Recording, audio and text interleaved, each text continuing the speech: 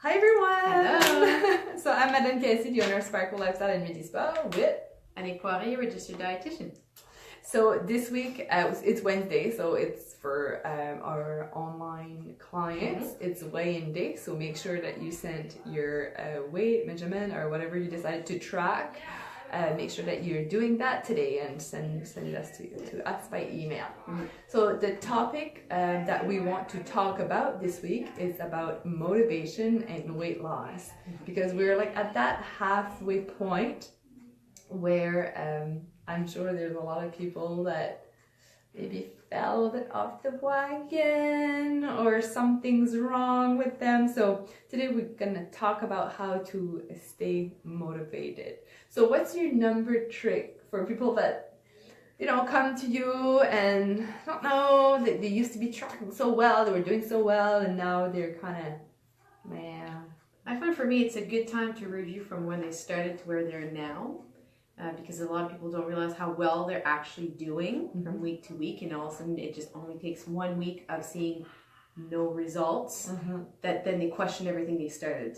So sometimes looking back where you started, whether it's weight wise or measuring to workouts, when you first started, what weights you were using, to your cardio and everything, to see yourself growth, and then that's empowering, I find. Yeah. To kind of look at everything you've done so far versus where you still have to go. That's it. It doesn't mean that 1 week of no results or one cheat, or one weekend too much fun isn't gonna unravel everything you did from the beginning. And that's what sometimes we get too caught up in the moment and we're not seeing the big picture. So it's time to step back and look at it from a different perspective. And I found also, if you're focusing a little bit too much on the actual weight on the scale, if that's your only tracking method, that could be really unmotivating.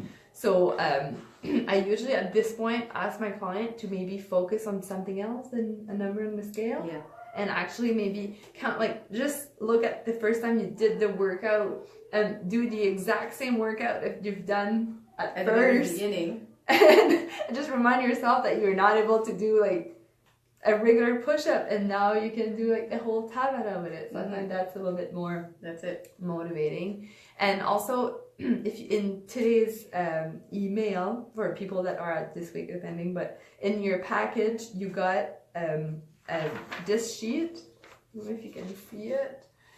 So that's a different way of tracking your results, and I found that's a little bit more motivating than just looking at your scale. So every week, instead of writing down your actual number that you're at, you go in the chart and you write down if you lost a pound or gained a pound, or so you track your progress. So it's a little bit more motivating, so you can see that, like, if you lost like 9 pounds so far, you see it drop, and yes, maybe you're up 1 this week. That's not motivating, but if you look at everything you've done, accomplished, it's really better, and it's on a chart like that. That's right. So you don't focus on the actual weight itself, you focus on the work you've been putting in, which I find that's kind of the whole point too. Yeah. Right? Or even pictures. Yeah, pictures. That could be like your kind of goal, like your vision board of what you want to accomplish. It's a good time to kind of review your why you decided to do this, like why you want to lose weight. Like, is it to fit better, to be more active with your kids, like your energy? Kind of just look back at the true goals that you wanted at first, not just that number. I find that's motivating. Like, oh my god, yes, you're right, like I can go. And I find if you try clothes, say like this time of year, we're winter, right? So try your summer clothes of last year and see if it fits any different, and you might be surprised, and then that might help you to stick a little bit more to it. Exactly. Oh, they fit, that's awesome, I'll keep doing it. And then if they don't fit, maybe you're like, okay, you have another goal. That's it. Either way, it doesn't mean it's a bad thing. It just means it's keep going, keep. The worst thing you can do is stop. Just don't stop. Just don't stop. Just don't stop. If you stop, you're just gonna get back to where you were. So that's not great. So no, you need to keep doing. And I found like sometimes shopping for workout clothes. For me, that's huge. That's huge for me. Yeah, no, I agree with that one. I agree with that. There's nothing like a good sports bra, like that doesn't move, a good pair of sneakers, pair of pants that make your bum look good. Like it feels good. Like why not? Do it. So yeah, to reward yourself with something else than actual food. That's a great point. I think that's more motivating. Yeah. Yeah, because a lot of people do that. They start to have progress, and then they start to let go a little bit more. And that's where they stop having results, because they were so happy with all the progress they've done so far.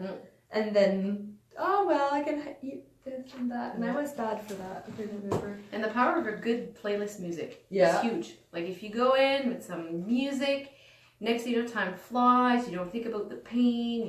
You're working out harder than you probably would because you're not thinking about it, and you just go with the music. Yeah. So time to revamp your playlist. Yep. That's a good tip too. So anything else that you can think of that could motivate?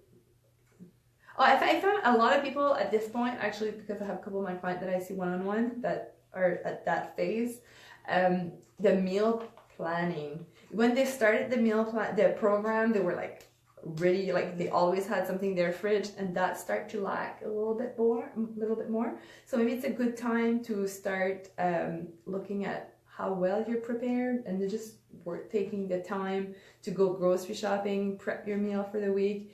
I found that's where because when you not have your meal prep done, it start using more of your willpower, and it's struggle, and then it's kind of unmotivating, like, oh my God, I don't know what to eat, like it's complicated, it wastes time.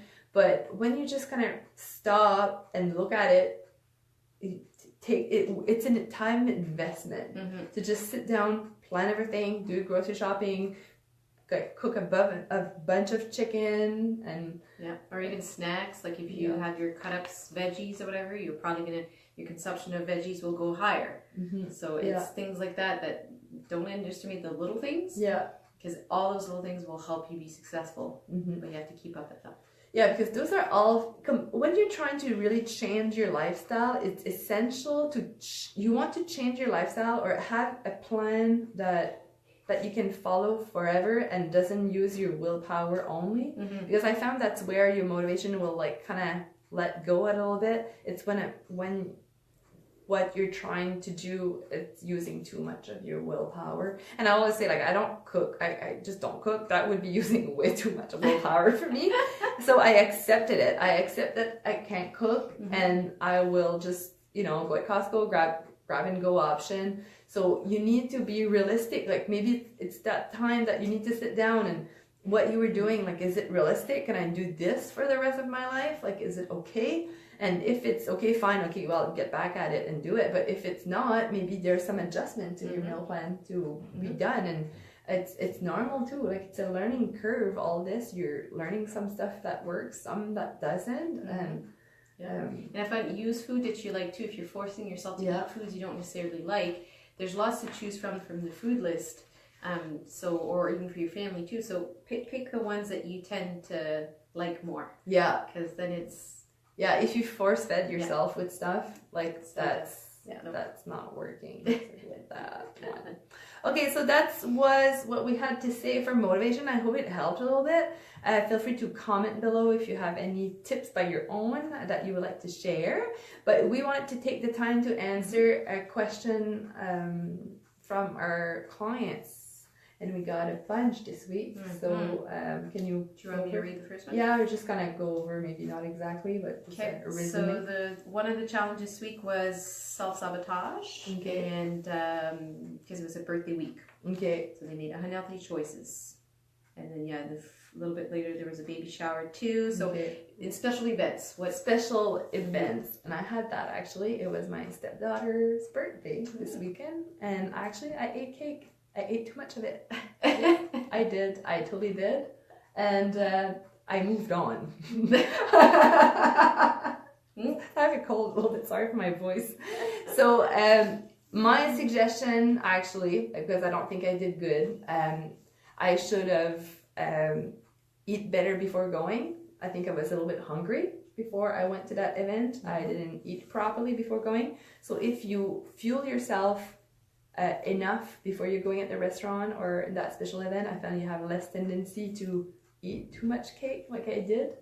I think that was my problem because I definitely didn't eat enough, and then when I got to the big meal, nothing that I really was there. Had a little bit of some stuff, but I didn't eat enough, and then I was too much hungry, and it was using too much of my willpower to stop. So I know that would be my biggest suggestion for people that have special events. Eat before going, and when you're going, bring your own food or something that you could that's what I try to do when I invited somewhere. I think it's just polite for me to bring something along, and I try to bring something that worst case scenario I can have if there's nothing else. And water I find is my best friend. No matter where you are, there's always going to be water. So worst case scenario, there's water and whatever I brought to the place. But you're right, eating beforehand can make a big difference. Yes, and I find when I eat before, like I'll still have like, because if I don't have anything, I'll feel deprived. That's me, because I like that stuff. So I'll just have like a piece of cake. I'll taste it. I'll share it with my boyfriend. I'll share it with someone. But I'll just taste it, and I will be satisfied just having like a small piece of that cake. And if I'm eating it slow, yes, just take a bite and take it all in, and really thoroughly enjoy that decadent piece of cake or chocolate or whatever you're having. Even like today, because it's Valentine's Day, right? Yes, little chocolate. Yeah. So it's what you need to do. You need to start being more mindful of it, but you're totally right. Sometimes when you're on a diet, you're not supposed to be eating that, and then you like pig out. Well, at least if you're having a piece of cake, enjoy it. Oh yeah, like have a bite and like feel it in your mouth and be like, oh. That's good. And that'll do many things. Is you're actually thoroughly going to enjoy that cake. It makes you stop and slow down, enjoy it. But it also will have time for your brain to realize that, ooh, I'm having a so enjoy that whole process. If you're gonna do it, enjoy it. Yeah, do it right. Do it right. Don't just eat it super fast. Yeah. So I guess that would be my tip. Yeah, and the same. Maybe I would add, like, sometimes if I have a special event, I'll try to go to the gym in the morning if I can. I find for some reason my hunger is different. My hunger level is different when I work out than when I don't, and it makes me drink water more, boosts my metabolism. So even if I do indulge, then at least the extra calories may not be so bad, and I try not to skip anything. Or I'll right before going somewhere, I'll just take a couple of tablespoons of Greek yogurt or something to fill me up, and water, and off I go. So at least I'm more composed, and I can scoop out what I want, make my choices, and then because I always do, like I treat myself, like every week I do treat myself, but I choose what I want and I enjoy it, and I don't feel guilty about it at all. I enjoy this entire from beginning to the end. Just plan around it. Like, you know, you're gonna have that special event. It's okay. Just plan around it. Like, play it with your macro as much as possible. And that's my suggestion. Yeah, that's good. Okay. So something else we had two that were really close. The other one was what to do when you're stuck in a plateau. Let's say if it's been in a few weeks. Okay. I think it's a time to really look at what you're doing. So it's time to take your MyFitnessPal back. You need to track everything that you're doing. Exactly. And then compare that to a meal plan. Because I found that people will start following the meal plan there exactly, and then they kind of stop tracking, and then next thing you know, whoops, they're not tracking it anymore. So they're off a little bit. So if you have a plateau, the first thing you need to do is actually look at what you're doing versus what you're supposed to be doing, because I found that's where we margin error. I found that's my first step. If that is perfect, I'll usually look at my workout. Is there any way I can work out more efficiently and smarter? Not longer, not more cardio, not what I'm talking about. It's just, do I lift heavy enough? Do I even do my workout? Do you focus on it? Yeah. Or maybe I'm getting comfortable with my workout. I haven't increased my weight, and I'm just, maybe it's time to increase your weight, to lift a little bit more.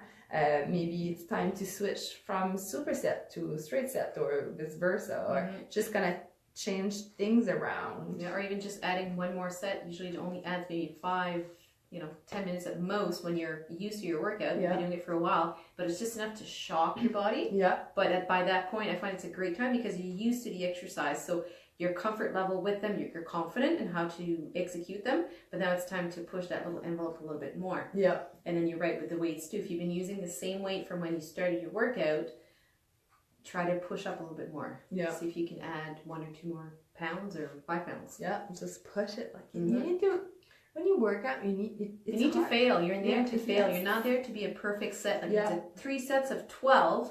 It shouldn't be. It should always be like, 3 sets, but the last one is like 8 or 9. Yeah. That would be actually perfect. That's like perfect. Mission accomplished. Yeah. To destroy it. Yeah. When you say 12 at 10, it should be like almost impossible to do. You're just like forcing. So that's, you're 100% right. And I think that's a lot of people miss that part. Workout is important. It's not all about your workout, but it's a big factor. I think people don't push. People underestimate how strong they can be. Yeah, totally. And it's normal to feel like you're going to feel the burn, you're going to feel the uncomfortness, but at what point you need to get up the weight is where people need to ask themselves. When you're at 12 and you're like, 12, okay, well, you didn't work out enough. Like, you're not supposed to be pretty, you're supposed to push yourself all the time. Like that 12 one, it's burning. Like it's 100% burning. Yeah. If you just look at the neighbor at 12, no, you're not pushing yourself. That's right. I always say to myself towards the end of my workout, can I do 1 more rep? Yeah. Can I do 1 more? If it's a half one, it's not I still do it. Just because then I know for a fact. And that's with every single muscle, not just your favorite. Yeah, exactly. Every one of them. Because at the end of the day, that's your furnace. That's your metabolism booster. Like boost it. Like if you want to maximize your workout, push it at the gym and then eat good right after. Yeah. It's the best way to make sure your workout is giving you all that it can. Good point. Good point. And well, let's say if you do all that, you're still having a plateau. Sometimes a more advanced client, I start playing around with their macros just to maybe a couple of days a week, I'll go like lower carbs and higher fat and just switch that around their workout. That'd be more like a more advanced technique of doing it. But usually what we just discussed usually is plenty. If you feel that you're doing those 2 and you're still not having the results you're looking for, please reach to us. We can probably help. Absolutely. And I think the last point was what to expect realistically when you're trying to lose those last 5 to 10 pounds. Struggles, pain, I don't know. Annoyance. The last 10 pounds is really where your body doesn't want to lose those 10 pounds, actually, to be honest. Like, our body is designed to reproduce itself, and that's it. Survive and reproduce. Doesn't want to work hard. Yeah, it's super lazy. Our body's super lazy. It's the law of the less effort, whatever. It's 100% right for your body. And that 10 pounds that annoys you, it's actually our body protection. He likes it. He wants to hold to it. So the only way you can lose that 5 to 10%, like 5 to 10 pounds left, the only way would be to 100% feed your body what it needs. Then you think, oh, I'm safe, I'm good, I can let go. But if you're not eating 100% what your body wants, I don't think you can achieve that. Or as soon as you don't think about it, it'll come back. That's right. Yeah. And I think too, like you mentioned the good points too, changing your workout too. So if you've been doing the same thing for a long time to change it. Even for people who are following maybe the meal plan to a T, but having the same food at the same time all the time without changing it, like, it could be from an asparagus to, a green bean, something as simple as that. You don't have to reinvent the wheel, but do change some item here and there. That'll make a big difference too. And in terms of, ask yourself the question, if your cardio, your weights, what can you change? Are you really pushing to the point where you can, but also rest when you can, sleep. Are you stressed? Stress is a big factor, huge factor, actually. Yeah, we didn't mention that. But that's what to expect for the last 5 to 10 pounds. You need to be You need to be patient. You need to be, I don't want to say perfect because I don't think it's realistic and I don't think it's needed, but you need to be like, you know how I always talk about that 80-20% ratio where 80 needs to be perfect and that 20 can kind of go off track. For that last 5 to 10 pounds, it's almost like 90%. You need to be at like that 90% all the time, and it's all about consistency. Like as soon as you start getting back to your old habit, you'll gain that 5-10 pounds back. It's just, you need to be strong-minded and dedicated, and and I think there's a silver lining at the end. And by patience, keep in mind that when you do work hard, you train hard with your weights and stuff, eventually you will gain muscle mass. Right. So the good comforting part about that is you'll always have to keep a healthy lifestyle. But I do believe that your metabolism can actually be faster in 5 months, in a year from now. But the thing is you can't rush DNA. Like building muscle is hard. You're lucky if you can build, 0.5, maybe a pound a month. I think a woman, the first year is 5 pounds max in a year. Then following that is 2 pounds a year. So it's very snail pace. And if you keep in mind too, if you've done a lot of yo-yo dieting with very, very short calorie intake, it does leave a bit of a trace in that sense. And a lot of people, I find the people who've been dieting the hardest are probably the one that has the hardest time losing those last 5 to 10 pounds. But like I said, not all is lost. If you're willing to put in the time, your muscle will speak for themselves. But they need time. Vessel cells are not, you can't be created in thin air. So get yourself at the gym, be consistent, don't stop for weeks, just stay in it.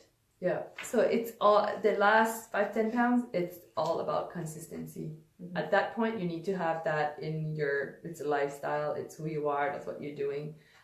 That's essential. And if let's say that you started this program and you only had between 5 and 10 pounds to lose, you can only expect losing, like me, I would be considered, I consider myself, I would have 5 pounds, and I cannot expect losing a pound a week. You know what I mean? It's not realistic. Okay, I don't have that much to lose. So maybe every month I'm losing a pound, or that's more realistic. So if you have 80 pounds to lose, it's going to be faster. And then when you get back to the end, it's a little bit slower. For everybody, right? Like even if you have lots of weight to lose, eventually everybody kind of catches at the same spot. It's all going to be, it's a matter of who's more patient, who's more willing to put in the time. And it's just as hard as it was at the beginning. It's just nothing is really changing. So it's hard to convince yourself to keep doing it. Whereas when you see something, when it changes, it's motivating. So you have to find other ways. And another big thing I think people don't realize, I started my whole weight loss journey, let's say I was 16 years old. So I went up and down and on the sides. In all the sides while I did that. But my starting weight was, I think I was 165 pounds. As 14 years old, I had no muscle mass whatsoever. So actually when I look back at my pictures, I look kind of a bigger girl. I'm 140 now. So technically I just lost 20 pounds. But if you would look at me now and me at 16, that's a totally different physique. Okay, so you need to understand that sometimes that last 5 pounds doesn't exist because you start gaining muscle mass, you lose a little bit muscle, and next thing you know, your whole body gonna transform and you'll still be the same weight. When you get to that 5 to 10 pounds, it's tricky because maybe when I thought I would be 125 back then. But that's not realistic because I think my lean muscle mass when I calculate it's like 114. So that's impossible for me to be 125. But just if you looked at your body fat now compared to back then, it would be completely different. Exactly. Right? And the reason why your body fat is so low is because you do weightlifting. Exactly. So that's I think that's real expectation about that last 5 to 10 pounds. What it really is because And for me, it's the absolute opposite. So I was always underweight, but again, no muscle mass. Now, I can still fit in I can still fit in my prom dress if I want to. I wear the same clothes. I don't look the same at all, but I weigh about 25 pounds more. Yeah. So it's crazy how it fluctuates, but my body is way more denser now. But clothes-wise, I haven't. It's you know. Yeah. It's compact. Yeah. Compact. More compact. And even that, I'll add to that too. When you've been doing weights for many years, your bone density can increase too. Yeah. So that's heavy. That's heavy stuff. That's heavy stuff. Okay. So I got carried away. So I think that's real expectation for someone that's trying to do 5 to 10 pounds. Yeah. And bottom line, just love yourself. Give yourself some time. Love your body. Don't be too serious. Don't be too hard on yourself. Not a run. You're trying to be healthier, and you are doing it. It's a great example for the family. If you have kids, you know, they look at you. That's important. Yes, it is, really. So, anything you want to add? No, I think I've said enough. I think we talked enough for today. So, feel free to ask any question that you may have, either in the comment below or send us an email, join our Facebook community group, and I hope to see you soon. Bye!